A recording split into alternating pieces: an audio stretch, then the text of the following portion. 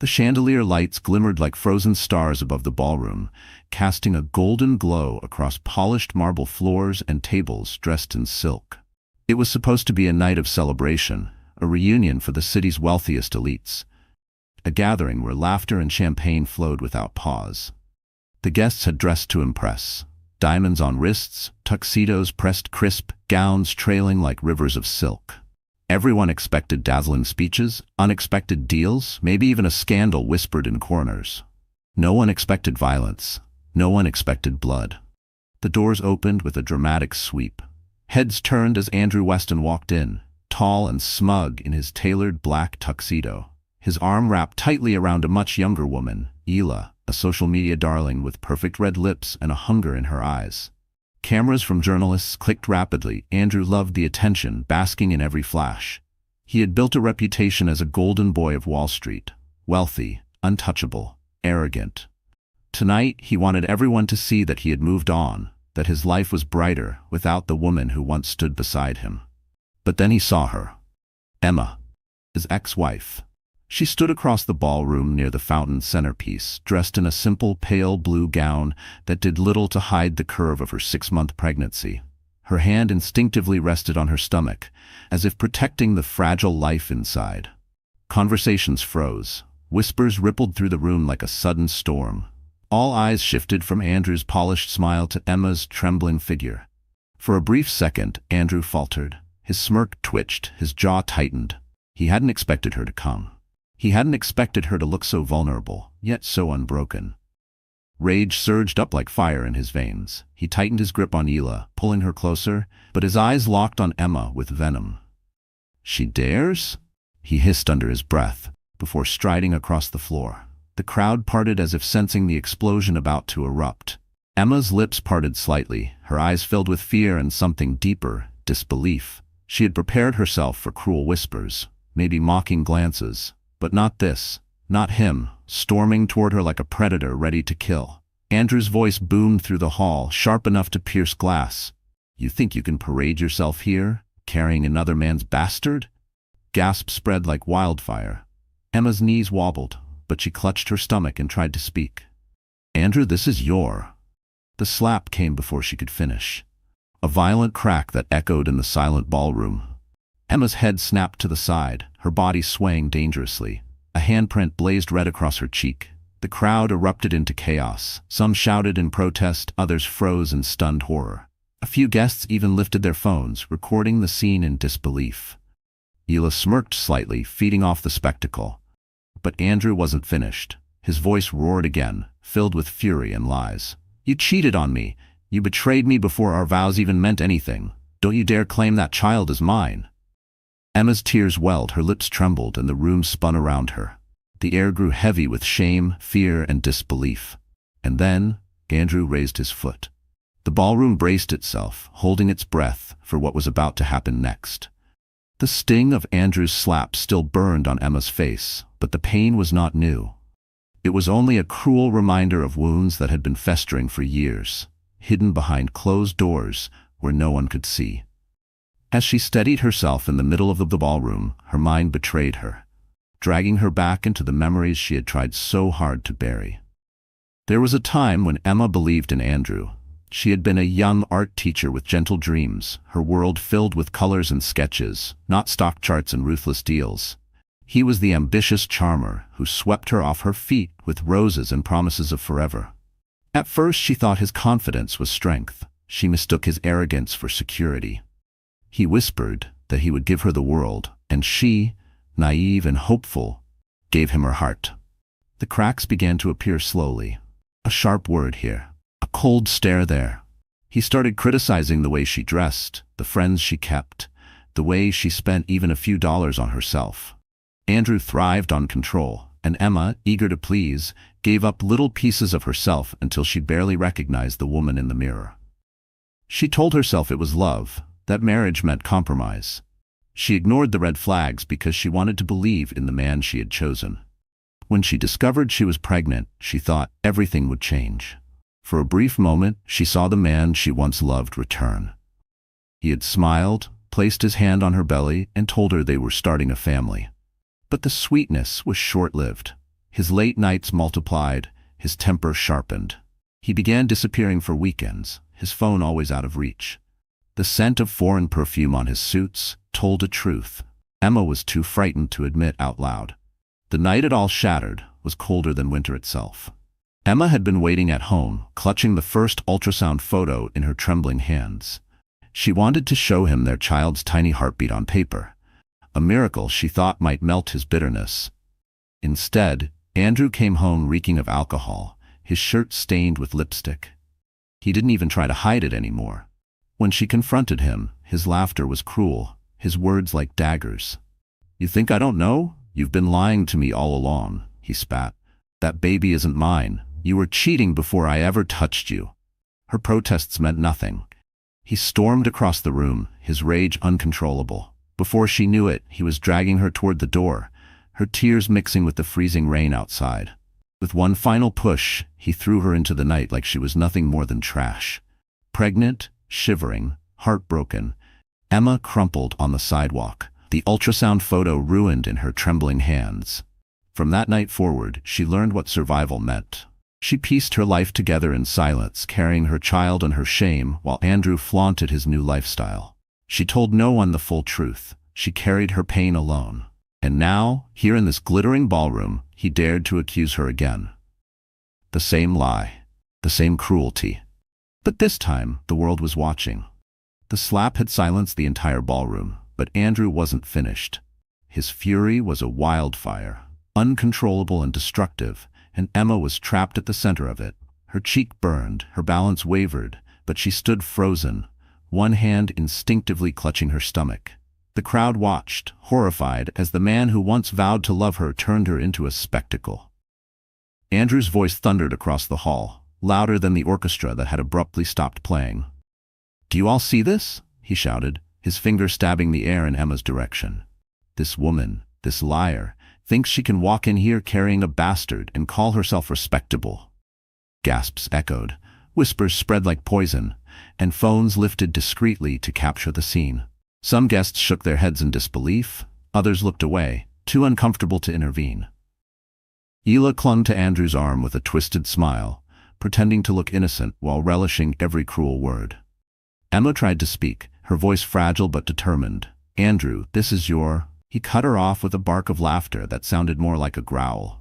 Don't you dare try to put that child on me. You betrayed me, you disgraced me. You think I'll be made a fool of?" Tears blurred Emma's vision, but she shook her head desperately. "I never betrayed you. I never." Before she could finish, Andrew lunged forward. His hand gripped her wrist with brutal force, yanking her closer until their faces were inches apart. The guests closest to them gasped audibly. One older woman even whispered, "Stop him," but no one moved. "You disgust me," he snarled, his spit flecking her cheek, parading around like a saint when you're nothing but filth. Then it happened. With one violent motion, Andrew shoved her backward. Emma stumbled, her heels skidding on the marble floor, and fell against the edge of a table. Plates shattered, glasses spilled, and wine splashed across her gown, staining the pale fabric like blood. The crowd erupted into chaos, some screaming, others pulling out their phones to record. Emma tried to push herself up, her trembling hands slipping on shards of glass. The room spun, her breaths came short, and panic surged through her chest. Her hand pressed against her belly, praying, begging that the life inside her was still safe. But then, she felt the warmth, a wetness spreading beneath her dress. She looked down and saw the crimson stain seeping through the silk. Her scream pierced the air. The ballroom froze once again, the horror unmistakable. "She's bleeding," someone shouted. A man rushed forward to help, but Andrew shoved him aside with a growl. "This is what happens to liars," Andrew spat, his face twisted with rage. Emma's vision dimmed as the world tilted. The chandelier above blurred, the crowd around her became shadows, and her knees buckled. She collapsed onto the marble floor, her gown pooling around her like broken wings.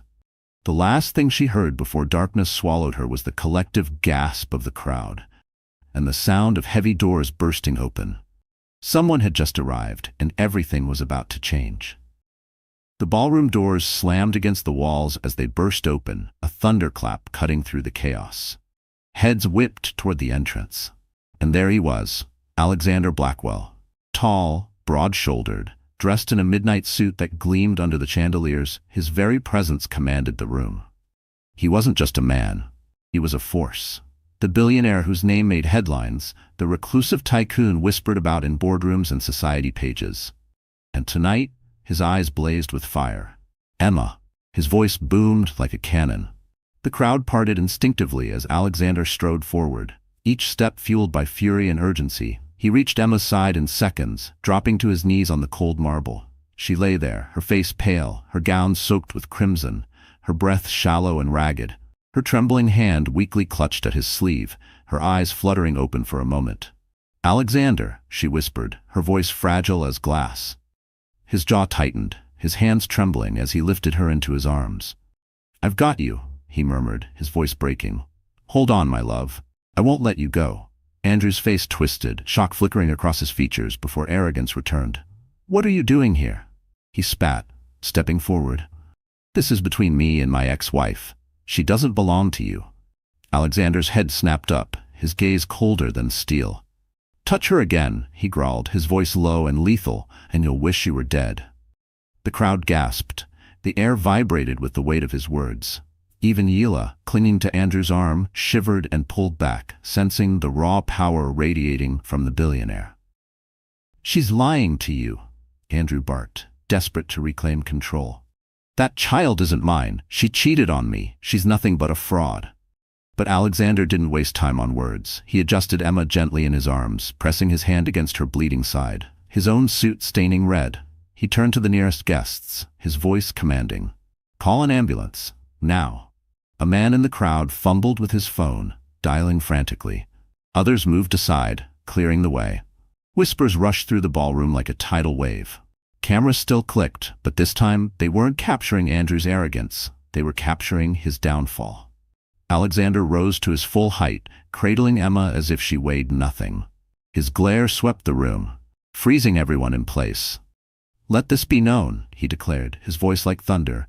"Emma Blackwell is my wife, and anyone who harms her will answer to me." The statement detonated through the hall. Shocked gasps erupted. Andrew's mouth fell open, his arrogance cracking into disbelief. "Wife?" he stammered. "Yes," Alexander said, his tone final, unshakable. "We are married, and you," his eyes burned into Andrew, "are nothing but a coward who destroyed what he never deserved." With that, Alexander strode toward the exit, Emma clinging weakly to consciousness in his arms. The crowd parted once more, some bowing their heads in respect, others recording every second of history being made. Behind them, Andrew stood frozen, his empire of lies crumbling as the truth lit up the room. And Emma, drifting in and out of consciousness, knew one thing for certain. She was safe at last. The sirens wailed through the night, slicing across the city streets as the ambulance tore forward. Inside, Emma lay pale and trembling on the stretcher, her gown soaked in blood. Every bump in the road seemed to rattle her fragile body. Every second felt like an eternity. Alexander sat beside her, his hand clutching hers, refusing to let go.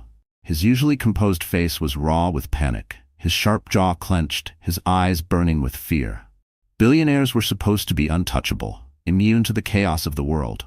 But tonight, Alexander Blackwell looked like a man terrified of losing everything. "Stay with me, Emma," he pleaded, his voice breaking.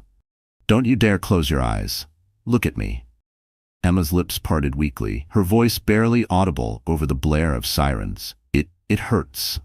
"I know, sweetheart," Alexander whispered, brushing the damp hair from her forehead. "But you're strong, stronger than anyone I've ever known. Just hold on a little longer, please." The paramedic leaned forward, checking Emma's vitals, his expression grim. Her blood pressure's dropping fast. "We're losing her." Alexander's chest tightened. "Do something," he barked. "Save her." "We're doing everything we can," the paramedic said firmly, pressing gauze harder against Emma's stomach. "But she's bleeding badly. We need to get her into surgery immediately." Emma's eyes fluttered open, glassy and distant. Her trembling hand rose, weakly pressing against Alexander's chest. If something happens." "Don't," he cut her off, tears brimming in his eyes. "Don't you dare talk like that. Nothing's gonna happen. You'll be fine, I promise." She gave him a faint, heartbreaking smile. "You always promise too much." Her hand slipped back to her stomach, and a shadow crossed her face. The baby. Alexander's throat tightened. He pressed her hand against his heart. First you, he whispered fiercely. I can't lose you, not you.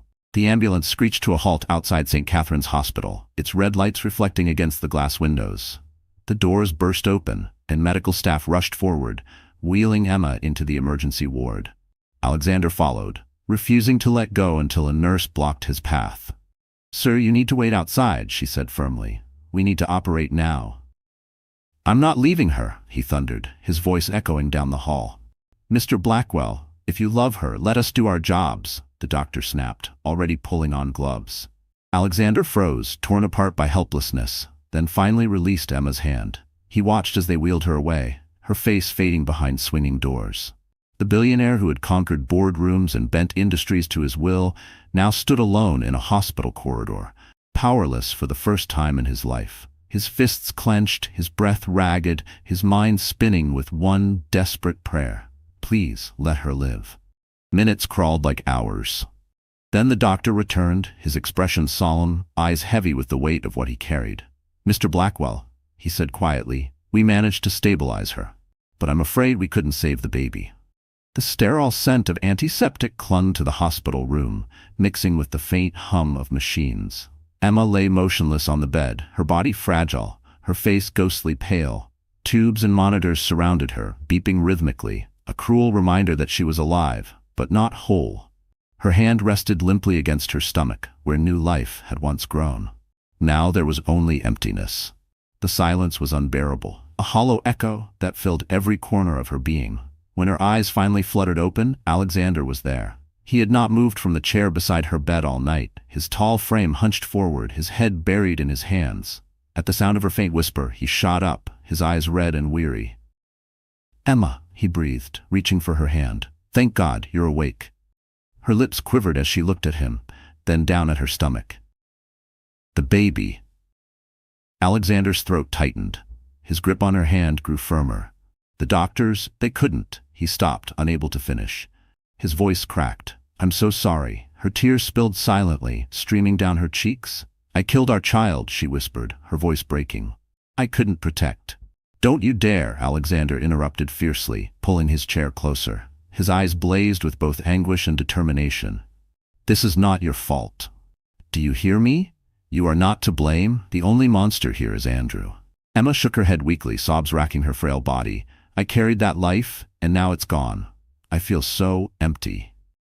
Alexander's own tears brimmed, but he leaned forward, pressing her hand against his heart.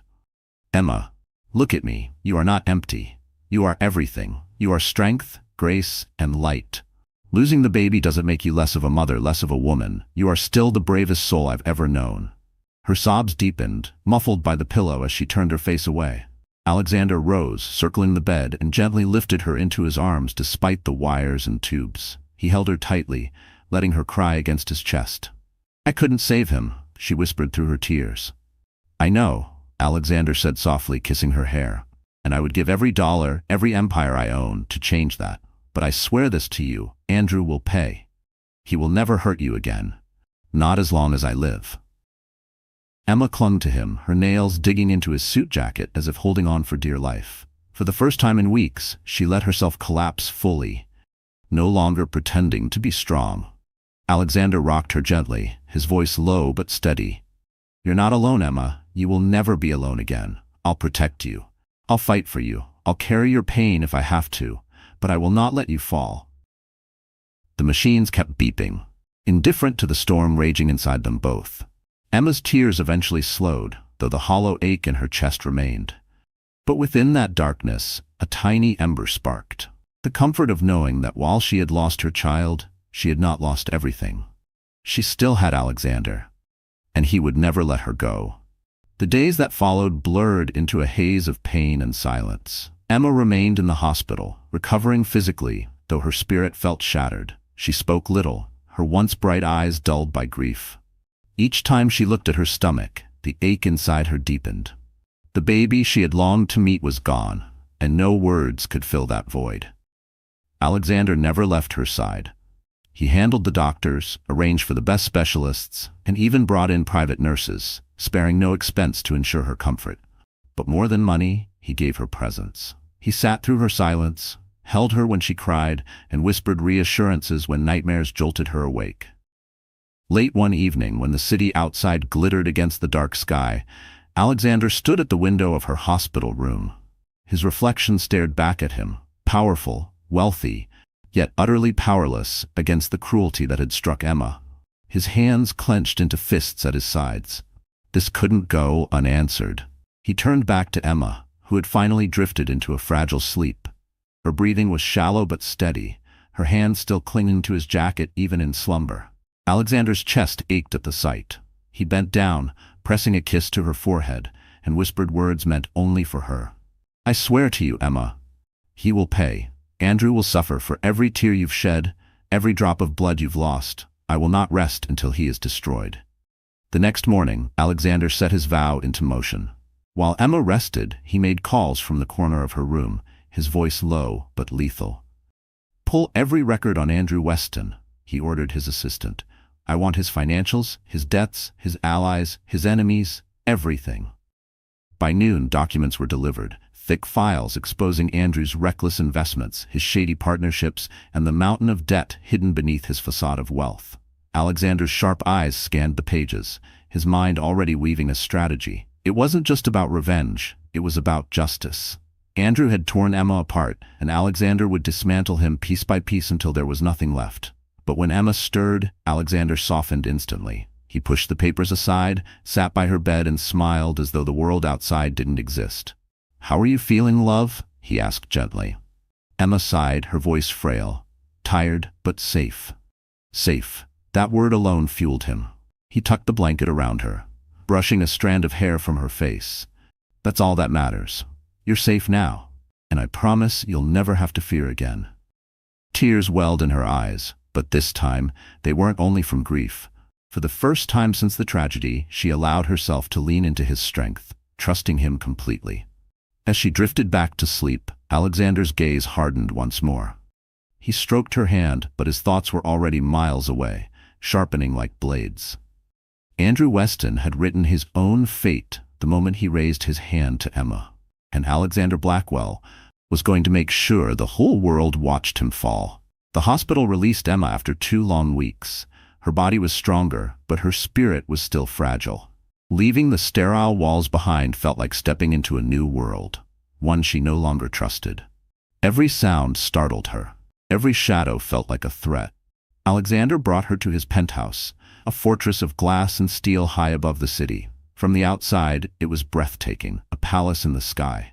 Inside, it became her sanctuary. He replaced cold silence with warmth, soft blankets, flowers by her bedside, and her favorite tea, always waiting.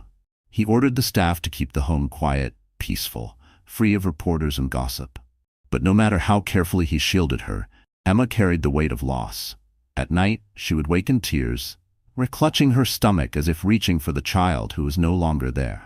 She apologized constantly, for being weak, for crying, for not being the woman she once was. Alexander silenced her every time. "You don't need to be strong for me," he whispered, holding her close. "You've carried more pain than anyone should. Let me be strong for you." Still, the shadows lingered. Emma found herself afraid of mirrors. She couldn't look at her reflection without seeing the slap, the fall, the blood. She avoided the news, knowing Andrew's face still graced headlines. But Alexander never pressured her. He guarded her world fiercely, taking every call in his office, ensuring she never heard a whisper of Andrew's name. Behind closed doors, though, Alexander's war had already begun. His investigators fed him information daily. Andrew's company was drowning, investments mismanaged, debts piling, rivals circling. All Alexander had to do was push, and Andrew's empire would collapse. But he didn't rush. He wanted precision.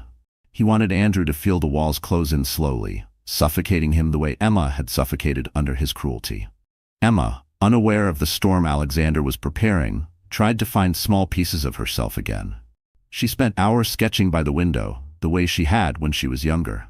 Her hands trembled at first, but soon lines became shapes, shapes became flowers, faces, and even dreams. One evening, Alexander found her asleep with charcoal smudges on her fingers, a faint smile softening her features. His heart ached with pride and sorrow. The world saw Alexander Blackwell as ruthless, a man who built empires with steel and stone. But with Emma, he was gentle, patient. He understood that her healing couldn't be rushed. Each day she survived was a victory. Each smile she managed was a triumph. One night, as the city lights flickered beyond the windows, Emma turned to him, her voice barely above a whisper. "Why do you stay, Alexander? I'm broken. I've given you nothing but grief." He cupped her face, forcing her to meet his steady gaze. "You've given me everything," he said. "Your trust, your heart, and that's worth more than any empire I'll ever own." Emma's tears fell again, but this time they carried something new, hope. And though she didn't know it yet, Alexander was preparing to give her more than comfort. He was preparing to give her justice. The city's social circles thrived on gossip, and whispers traveled faster than fire. At first, it was nothing more than murmurs, rumors of Andrew Weston's sudden financial troubles, a deal gone bad here, an investor pulling out there. To outsiders it seemed like ordinary business turbulence, but to those who knew better, it was the beginning of a freefall. Behind those whispers was Alexander Blackwell. Each move was deliberate, every domino tipped with precision. He didn't roar or gloat, he tightened the screws in silence, ensuring Andrew never saw the blade until it was already at his throat. Emma remained unaware of the storm brewing outside her sanctuary. She spent her mornings by the window, sketching with charcoal, her drawings slowly returning to life. Flowers with petals stretched wide, mothers cradling children, even fragile birds with broken wings learning to fly again. Her art mirrored her healing, a slow, painful climb from the depths of despair. Alexander watched her quietly, pride swelling in his chest. He knew she wasn't ready to hear of Andrew's crumbling empire yet. Her heart was still tender, her nights still haunted by nightmares of that fateful evening. But soon, he promised himself, she would know the truth. She would see that justice was coming. Meanwhile, the whispers grew louder. One afternoon, while Emma napped, Alexander's phone buzzed. His trusted advisor's voice came through, urgent and excited. "Sir, Weston Holdings just lost their biggest client. The board is in panic. His liquidity is nearly gone. One more push and the company collapses." Alexander's lips curved into a grim smile. Perfect. But not yet. Let him sweat. Let him taste what it feels like to lose control. As Andrew's empire trembled, Emma's world slowly brightened. Alexander made sure of it. He filled her days with quiet gestures, bringing her favorite pastries from a hidden bakery, arranging fresh lilies in the living room, surprising her with a new sketchbook bound in leather. Every gesture reminded her that she wasn't alone, that her future was still worth fighting for. One evening, as they sat together watching the city lights flicker like distant stars, Emma finally broke the silence. "Why do I feel lighter lately? As if something's shifting?" Alexander's gaze softened. He brushed a strand of hair from her face. "Because you're stronger than you think," he said. "Because you're healing." She smiled faintly, though shadows lingered in her eyes. "Sometimes I still see him, in my dreams. The anger, the lies, the way he looked at me as if I were nothing." Alexander took her hand, his voice steady. "One day soon, he'll look in the mirror and see what he truly is, nothing, and you'll never have to fear him again." Emma's chest tightened, not fully understanding his words, but trusting the conviction behind them. For the first time in weeks, she rested her head on his shoulder, closing her eyes not out of exhaustion, but peace. And as she drifted into sleep, the whispers outside grew into a storm. Andrew Weston's empire was falling, and he had no idea who was holding the knife. Andrew Weston had always loved the spotlight. For years, he strutted through boardrooms and galas with the confidence of a man untouchable. But now, the same spotlight burned like a cruel interrogation lamp, exposing every crack in his facade. The whispers had turned into headlines. Weston Holdings loses key investors. Rumors of bankruptcy surround Wall Street golden boy. Was Andrew Weston's success built on lies? He stormed into his office one morning, slamming the newspapers onto his mahogany desk. His phone buzzed endlessly, calls from creditors, angry partners, board members demanding answers. Sweat pooled at his temples, his tie tugged loose as he barked orders that no one listened to anymore. And then there was Yila. The mistress who once clung to his arm like a prized accessory now sat across from him, her manicured nails tapping impatiently against her phone. She scrolled through messages from other men, wealthier, steadier, more promising than the sinking ship Andrew had become. "You're quiet," Andrew snapped, pacing the room like a caged animal. "Not going to defend me?" Hila didn't even look up. "What's there to defend, Andrew? Everyone's saying you're finished. And frankly, I don't want to be dragged down with you." His face flushed crimson. "Dragged down? After everything I've given you? The penthouse, the cars, the clothes." She cut him off with a laugh, cold and sharp. "You think any of that matters when the money's gone? You're not the man I signed up for. I wanted a winner. Right now, you're nothing but a headline waiting to be forgotten." Her words struck deeper than any financial loss. Rage boiled inside him. He grabbed her wrist, but she yanked it free, glaring. "Don't touch me. You don't scare me anymore." The door burst open, his assistant pale and nervous. "Mr. Weston, the board has called an emergency meeting. They want your resignation." Andrew's chest tightened. "Resignation? They wouldn't dare." "They would," Hila interrupted, rising gracefully from her seat. She smoothed her red dress and slung her designer bag over her shoulder. "Face it, Andrew, you've lost, and I don't stay with losers." For the first time, panic flickered in his eyes. "Hila, wait." But she was already at the door, her heels clicking against the marble like a drumbeat of betrayal. She didn't even glance back. Andrew collapsed into his chair, sweat soaking through his shirt. He grabbed the newspaper again, his own photo staring back at him with smug arrogance from a year ago. Now it mocked him. He had once believed he could never fall. But the higher the man, the harder the crash.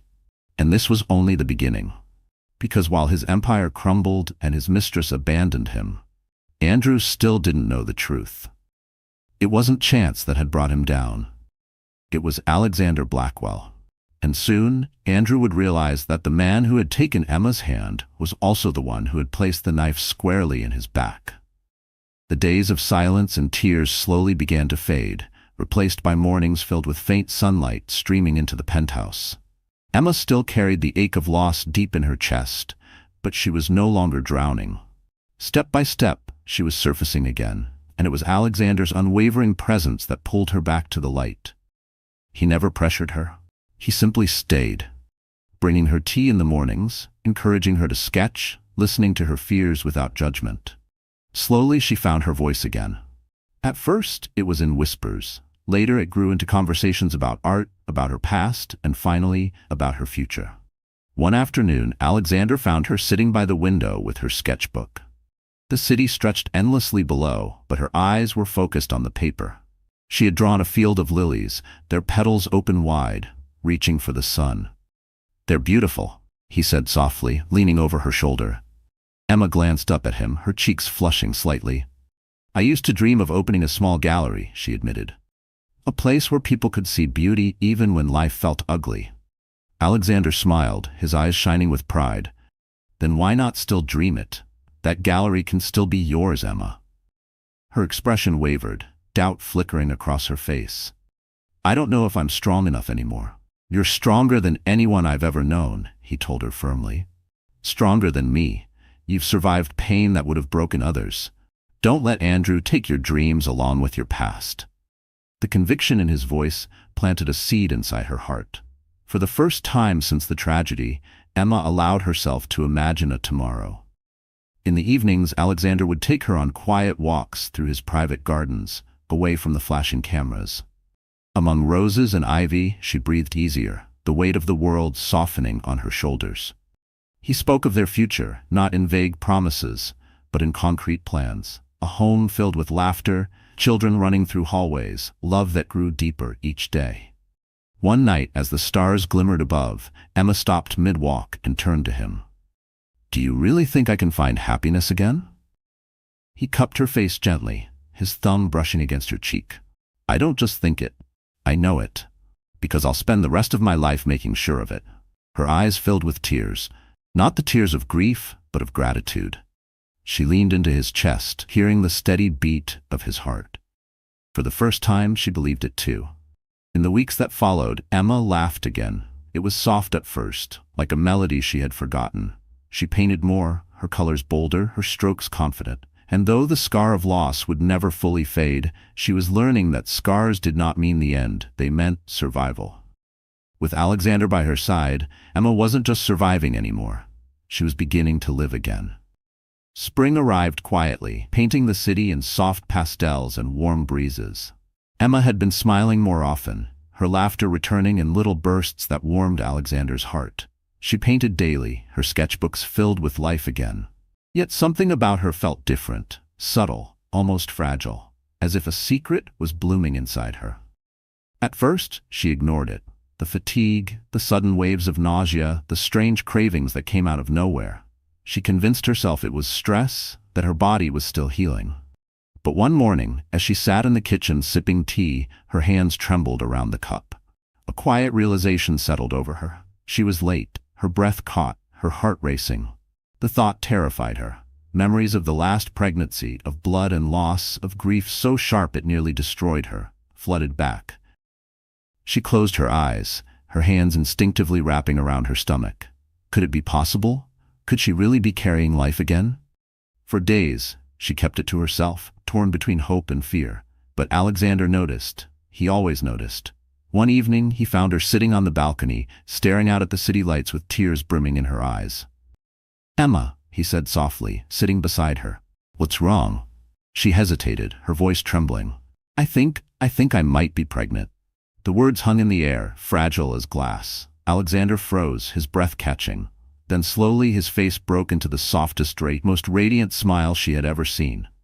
"Pregnant?" he whispered, as if the word itself was holy. Emma nodded, her tears spilling down her cheeks. "I'm scared, Alexander. What if it happens again? What if I lose?" He silenced her with a gentle kiss, his hand cupping her face. "No, this is different. This time, you won't be alone. I'll be with you every step of the way. We'll protect this child together." Her sobs shook against his chest, but his words wrapped around her like armor. For the first time, the fear loosened its grip. Hope crept in. The next day, the doctor confirmed it. Emma was indeed pregnant. Her heartbeat thundered as the ultrasound revealed the faint flicker of new life. Tears streamed down her face, her hands squeezing Alexander's tightly. "There it is," the doctor said gently. A strong heartbeat. Emma buried her face in Alexander's shoulder, her body trembling with relief. He kissed her hair, whispering, "Our baby, our future." From that moment on, Alexander became fiercely protective. He accompanied her to every appointment, learned everything about prenatal care, even remodeled part of the penthouse into a nursery. Emma watched him assemble tiny cribs with his strong hands, his eyes lighting up like a man who had finally found what truly mattered. For Emma, the fear never vanished completely, but it was outshined by something greater: hope, joy, and the love she saw in Alexander's eyes each time he rested his hand on her growing belly. This time was different. This time she wasn't just surviving, she was creating life again, safe, cherished, and deeply loved. The weeks after Emma's pregnancy news were filled with a kind of joy she had once believed was lost forever. Every morning, she awoke to Alexander's gentle presence, his hand already resting protectively on her stomach, as if guarding the fragile life within. He counted the days with her, celebrated every small milestone, and made sure she never felt an ounce of fear alone. Their home transformed alongside them. The once sterile penthouse became a place of warmth, alive with anticipation. A spare room overlooking the skyline was chosen for the nursery. Emma painted the walls in soft shades of cream and blue, her brush strokes steady, her eyes bright. Alexander, though far from an artist, joined her with clumsy enthusiasm, smudging more paint on himself than the walls. Emma laughed, a sound so pure it filled the room with sunlight.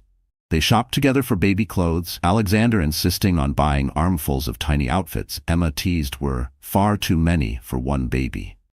He carried bags through the streets proudly, ignoring the curious stares of onlookers who whispered about the billionaire who once built empires, now fussing over pacifiers and teddy bears. In the evenings, they built rituals. Alexander read parenting books aloud, his deep voice stumbling through medical terms, but softening when he shifted to bedtime stories. He would rest his head against Emma's stomach, speaking to the baby as if it could already hear. "You're safe," he'd murmur. "You'll never know fear the way your mother did. I promise you that." Emma often cried quietly during those moments, her tears no longer born of grief, but of overwhelming gratitude. She remembered the nights she thought her life was over, when pain and betrayal consumed her. Now she felt cherished in ways she never imagined possible. Of course, the past still cast its shadow. Some nights she woke gasping from nightmares of Andrew's rage, her hands clutching her stomach in terror. But Alexander was always there. He would pull her close, whispering reassurances until her trembling stopped. His presence was her anchor, reminding her that this time she wasn't alone.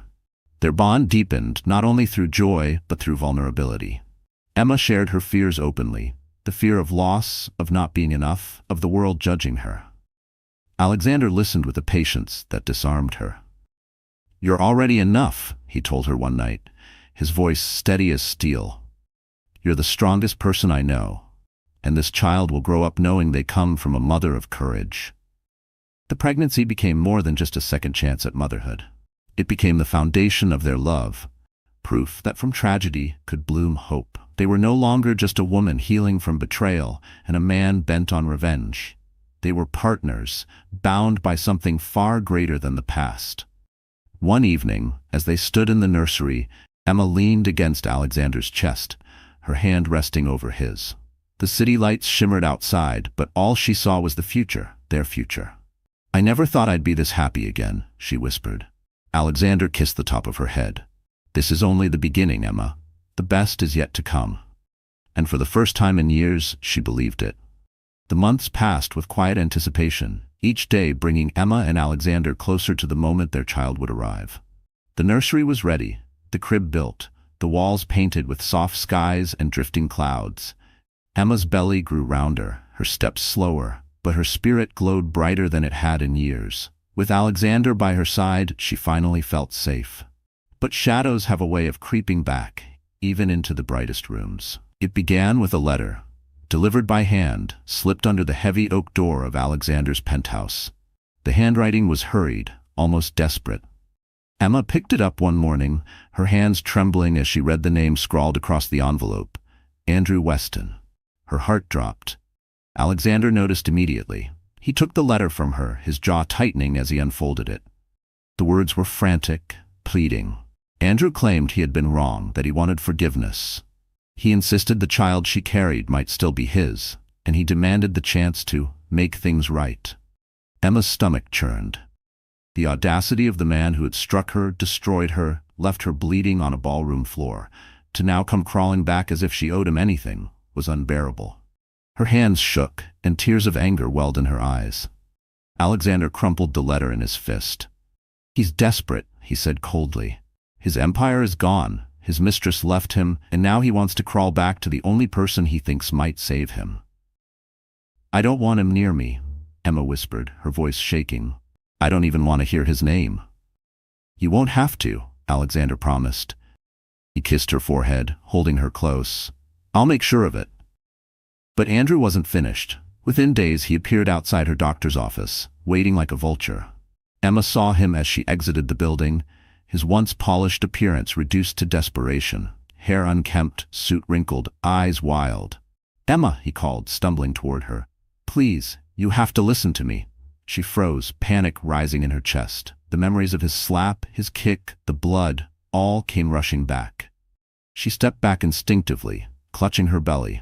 Alexander was there in an instant, his arms shielding her as he pushed Andrew back. "Stay away from her," he warned, his voice like thunder. Andrew's eyes darted between them, filled with rage and envy. "You think you've won, Blackwell? That child is mine," Alexander cut him off, his tone final. "And you lost any right to even speak her name the night you spilled her blood." Security intervened, dragging Andrew away as he shouted hollow promises of redemption.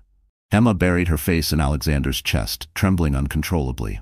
"I thought he was gone," she whispered. Alexander stroked her hair, his voice steady. "He is gone. He's nothing now, just a ghost screaming into the wind. He can't hurt you anymore." But as Andrew's voice echoed faintly in the distance, Emma couldn't shake the dread curling in her stomach. Ghosts had a way of lingering, and this one wasn't finished yet. Andrew Weston was unraveling. Once the golden boy of Wall Street, he now moved like a man hunted, haunted eyes, trembling hands, clothes disheveled. His empire was already in ashes, but his pride clung to the delusion that he could rise again. He called former allies, begged for meetings, promised returns he couldn't deliver. Each call ended the same: rejection. And then came the trap. Alexander Blackwell had been patient, weaving the threads of Andrew's destruction with meticulous care. Now the final stage was ready. He arranged a private gathering of investors, journalists, and board members under the guise of a charity event. On the guest list was Andrew himself, invited with a forged promise of potential funding that might revive his crumbling company. Andrew arrived desperate, his suit wrinkled, his confidence forced. He strode into the grand hall, expecting salvation. Instead, he walked straight into judgment. The lights dimmed, a large screen flickered to life, and Alexander took the stage. He stood tall, commanding the room with effortless authority. Emma, seated safely at a private table, watched him with wide eyes. She had not known what Alexander planned, but she trusted him. "Tonight," Alexander began, his voice steady and sharp, "we are not here to speak of profits or percentages. Tonight, we speak of integrity, of the kind of men who abuse power, who exploit trust, who destroy lives." A murmur swept through the crowd. Cameras turned toward Andrew, whose face tightened with unease. The screen lit up with evidence: documents, financial records, video clips. Andrew's secret debts, his fraudulent deals, the shell companies he created to funnel money. Each revelation struck like a hammer, the crowd gasping louder with every slide. Andrew shot to his feet. "This is slander," he shouted, his voice cracking. "You have no right." Alexander didn't flinch. He clicked to the next slide, a video clip from the reunion ballroom. The moment Andrew slapped Emma. The moment he kicked her. The moment she collapsed in blood. Recorded on half a dozen phones, the footage had already circulated in whispers, but tonight it played on a giant screen for the world's elite to witness. The room fell silent. Emma gripped the edge of her chair, her chest tightening, but Alexander's steady presence at the podium anchored her. "This," Alexander said coldly, pointing at the screen, "is the man who dares call himself a leader, a man who would attack his pregnant wife, who would spill innocent blood, then demand sympathy when his empire collapses. Is this the kind of man worthy of power, of trust, of redemption?" The crowd erupted in outrage, some shouting, some walking out in disgust, others recording every second to share with the press. Andrew's face drained of color. He stumbled backward, sweat pouring down his forehead. "No, this isn't who I am." But no one listened. Security moved in, guiding him toward the exit as cameras followed. Alexander's final words echoed through the hall, sealing Andrew's fate. "A man who destroys lives deserves nothing but ruin, and tonight, ruin is all he has left." Emma exhaled shakily, tears brimming in her eyes. For the first time she felt the weight of justice. Andrew Weston was finished. The night began like any other. Emma sat curled on the couch, her hands resting on her rounded belly as Alexander read aloud from a parenting book, his deep voice laced with humor as he stumbled over the medical jargon. She laughed softly, the sound filling the penthouse with warmth. But then her expression shifted. A sudden pain gripped her, sharp and undeniable. She gasped, clutching her stomach. "Alexander, I think it's time." The book slipped from his hands, his eyes widening. "Time?" Her nod was small but certain. "The baby's coming." Within minutes, Alexander had her in the car, racing through the city streets with headlights slicing the night. His usual composure was gone, replaced by sheer panic and determination. He held her hand tightly, whispering, "Breathe, Emma.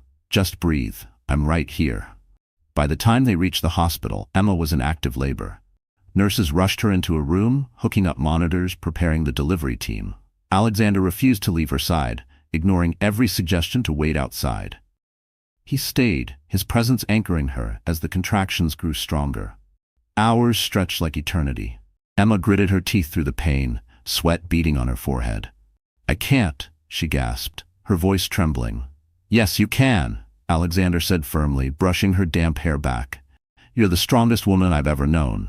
Look at me. You can do this." She clung to his hand, her nails digging into his skin, and pushed through another wave of pain. Tears filled her eyes, but determination burned behind them. She wasn't just fighting for herself, she was fighting for the new life they had created. The doctor's voice rang out. "We're close. One more push, Emma. Just one more." Emma cried out, her body trembling as she summoned the last of her strength. Alexander's voice was steady in her ear. "I'm here. I love you. Just one more." And then, the air split with a cry. A tiny, perfect cry that filled the room like music. Emma collapsed back against the pillows, sobbing with relief as the nurse lifted the newborn into her arms. The baby's skin was soft, his cry fierce, his little fists waving in the air. Emma's tears spilled freely as she whispered, "My baby." Alexander leaned over, his eyes wet, his lips trembling with awe. "Our son," he murmured. The nurse carefully placed the baby against Emma's chest. She held him close, her heart overflowing as his cries softened, soothed by the sound of her heartbeat. She looked up at Alexander, her voice breaking. "He's perfect." Alexander kissed her forehead, then the baby's tiny head, his hand trembling as he caressed his son's cheek. "You both are perfect," he whispered. For a long moment the three of them stayed wrapped together, the world outside forgotten. The grief of the past, the shadows of betrayal, the scars of loss, all of it dimmed in the glow of this new beginning. Emma looked at Alexander through tears of joy. "We made it," she said softly. He smiled, his voice steady, certain. "No, my love, we're just beginning." The hospital room was quiet except for the steady rhythm of a newborn's breathing. Their son slept peacefully in Emma's arms, his tiny chest rising and falling like the most fragile miracle. Emma gazed down at him, tears shimmering in her eyes, unable to believe he was real. After so much loss, so much pain, here he was, living, breathing, perfect. Alexander sat beside her, his arm draped protectively around her shoulders. He couldn't take his eyes off them. He had negotiated billion-dollar contracts, built empires, and commanded boardrooms filled with the most powerful men in the world. Yet nothing in his life had ever made him feel as rich as this moment. Emma stroked the baby's cheek with her finger, marveling at the softness of his skin. "He looks like you," she whispered with a faint smile. Alexander chuckled softly, brushing her hair back. "No, he has your eyes. The same light, the same strength." Emma's chest tightened at his words. For the first time in years, she didn't feel broken. She felt whole. Holding her son, leaning against Alexander's warmth, she finally understood that her life had been leading to this. The nurses came in and out, checking vitals, offering instructions, but Emma barely noticed. She was lost in the quiet miracle of motherhood. Every little movement, the twitch of her baby's lips, the curl of his tiny fingers, felt like a message from heaven, telling her that the world still held beauty. Later that evening, when the baby stirred and began to cry, Alexander was the first to rise. He scooped the child into his strong arms, rocking him gently. His deep voice hummed a lullaby, off-key, awkward, but full of love. The baby quieted almost instantly, snuggling against his chest. Emma watched, her heart swelling. "You're a natural," she said softly. Alexander looked down at the infant, his voice tender. "I've spent my whole life chasing power, but nothing compares to this. To him, to us." He carried the baby back to Emma, carefully placing him in her arms again. "This is my legacy. Not the companies, not the headlines. Him, you." Emma's tears spilled freely as she kissed the baby's forehead. "I never thought I could be this happy again," she whispered. "You deserve every second of it," Alexander said, kissing her hand. "And I'll spend the rest of my life making sure you never lose it." Over the next few days, they embraced every small milestone. Emma learned how to nurse. Alexander learned how to change diapers, fumbling clumsily at first, earning laughter from Emma. Nights were long, filled with cries and feedings. But they faced it together, side by side. Each sleepless hour was worth it. Each soft sigh from their son was a reminder that love had conquered pain. On their final day at the hospital, as they carried their baby home for the first time, Emma paused at the doorway. She turned to Alexander, her eyes brimming with gratitude. "We have a family now," she whispered. He kissed her deeply, his voice steady. "We always did, Emma. We were just waiting for him to arrive." Andrew Weston had once walked into every room with his chin high, certain the world revolved around him. Now he wandered through the city like a ghost. His name, once spoken with admiration, was now spat with disgust. His empire was gone, his wealth evaporated, his so-called friends vanished the moment the headlines turned sour. His penthouse had been seized by creditors. He lived in a rented apartment with peeling wallpaper and a leaking faucet, a far cry from the marble halls he once boasted about. Each night he stared at the cracked ceiling, hearing only the echo of his own downfall. The worst blow had come when Ela left. The woman who once clung to his arm now paraded across social media with another wealthy benefactor. Her goodbye was as cruel as her presence had been shallow. "You're broke, Andrew," she had sneered, "and I don't do broke." He had begged her to stay, even fallen to his knees in a moment of humiliation he would never admit aloud. But she walked away without a second glance, her laughter echoing in his ears long after she was gone. Alone, Andrew tried to salvage scraps of his reputation. He showed up uninvited to networking events, only to be escorted out. He called former investors who hung up on him before he could finish a sentence. At bars, he overheard whispers, his name now synonymous with disgrace. "Isn't that the guy who hit his pregnant wife?" one man muttered. "Yeah, caught on video. Disgusting. No wonder his life's in ruins." Andrew slammed his glass on the counter, but deep down he knew they were right. The footage of that night, the slap, the kick, the blood, had spread everywhere. No amount of denial could erase what the world had seen. His reflection in the mirror mocked him. The once polished businessman was gone. His hair was unkempt, his eyes bloodshot, his suits pawned for cash. He looked older, weaker, smaller. In his darkest hours, he thought of Emma. He replayed the night at the reunion, the moment he raised his hand, the moment her body crumpled to the floor. He told himself she had deserved it, that she had betrayed him. But deep down, beneath the layers of denial, he knew the truth. She had been innocent, and he had destroyed the only thing pure in his life. One evening, drunk and stumbling, he collapsed on the same sidewalk where years ago he had once thrown Emma out into the rain. This time, there was no mistress to drag him home, no empire to shield him, no crowd to admire him. Just the cold pavement and the weight of regret. People passed by without recognition, some with disgust, most with indifference. Andrew Weston, once the golden boy, was nothing more than a forgotten man. And as he lay there, staring up at the same city lights he once thought he owned, one thought consumed him.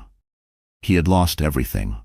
And Emma, the woman he tried to break, was now living the life he could never touch again. The Blackwell penthouse glowed with warmth, laughter spilling through its glass walls and out into the city skyline. Emma moved gracefully through the nursery, her son cradled in her arms, his tiny giggles filling the air. She kissed his forehead, inhaling the sweet scent of new life, and her heart swelled with gratitude. Alexander entered quietly, carrying a tray with tea for Emma and a bottle for the baby. He paused in the doorway, watching his wife and child bathed in golden lamplight. For a man who once believed happiness came from building empires, this sight humbled him. His empire now was here, in Emma's smile and in the tiny boy who carried both their names. "How are my two loves?" Alexander asked softly, setting the tray down. Emma looked up, her eyes shining. Happy, safe, home. He crossed the room and wrapped his arms around them both. Their son reached for his father's tie with chubby fingers, and Alexander laughed, kissing the boy's small hand. Together they sank into the rocking chair, the three of them fitting perfectly into the quiet rhythm of family. For Emma, each day was a step further from the shadows of her past. She still bore scars, memories of betrayal, the ache of the child she lost, but those wounds no longer defined her. Instead, they reminded her of her strength, her survival, and the miracle of second chances. With Alexander, she had found not just love but respect, protection, and a partner who cherished every part of her. Meanwhile, Andrew's world had withered into nothingness. Word spread quickly of his decline. Once a face on magazine covers, he was now seen stumbling out of bars, shouting at ghosts only he could see. Investors refused to take his calls, doors slammed in his face, and his name carried only shame. Even the apartment he rented grew emptier by the month. Furniture sold off to cover debts, leaving him surrounded by bare walls. One evening, as Alexander tucked their son into bed, Emma glanced out the window at the city below. She wondered if Andrew still wandered those streets, clinging to bitterness instead of repentance. The thought brought no satisfaction, only closure. She turned back to Alexander, whispering, "Do you ever think of him?" Alexander's jaw tightened for a moment before he shook his head.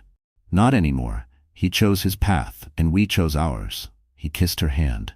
"This is all that matters." Emma nodded, her heart at peace. She no longer needed revenge. Justice had already been served. Andrew's punishment was not a courtroom sentence, but the emptiness of a life built on cruelty. Later that night, Emma rocked her son gently as Alexander watched, his heart overflowing. "He'll grow up knowing love," Emma whispered, her voice soft but firm. "He'll never know the pain I did." Alexander placed his hand over hers, their fingers entwining around the child's tiny body. "Because he has you, Emma, and because he has us." The city lights twinkled outside, but inside the penthouse, the true glow came from within. A family forged not from perfection, but from resilience, love, and redemption. They had come full circle. Emma had lost everything once. Now she had more than she ever dreamed. The sun rose gently over the city, painting the skyline in strokes of gold and rose. In the Blackwell penthouse, the morning light spilled across the nursery, illuminating Emma as she rocked her son in her arms. His tiny breaths were steady, his hand curled around her finger, and Emma felt an overwhelming peace wash through her. Once, she had believed she was destined only for heartbreak. She had stood in a ballroom, humiliated and broken, her world collapsing in blood and betrayal. She had thought her life was over. But now, as her son's eyes fluttered open and Alexander entered the room with a smile, she knew the truth. That night had not been her ending. It had been her beginning. Alexander kissed her gently, his hand brushing their child's head. "Good morning, my love," he whispered. Emma smiled, her heart full. "It really is, isn't it? Every morning feels new." They sat together, watching their baby kick happily in his crib. Laughter filled the room, a sound Emma once feared she'd never hear again. She leaned against Alexander, her voice soft but steady. "Do you ever think about how far we've come?" He nodded, his eyes fixed on her. "Every day. And I thank God for it." Emma's thoughts drifted briefly to Andrew. She pictured him alone, wandering the city he once thought he owned, abandoned by friends, stripped of power, swallowed by regret. For a moment she felt a flicker of sorrow, not for the man he was, but for the man he chose not to be.